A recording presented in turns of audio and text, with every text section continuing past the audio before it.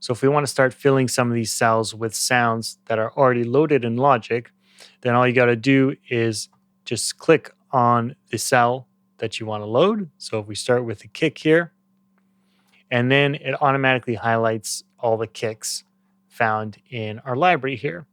And then we can just quickly audition some of these sounds.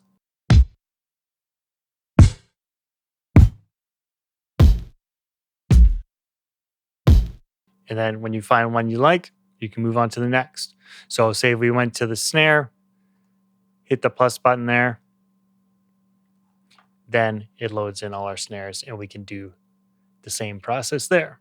So that's how you'd go about loading sounds already found in the library.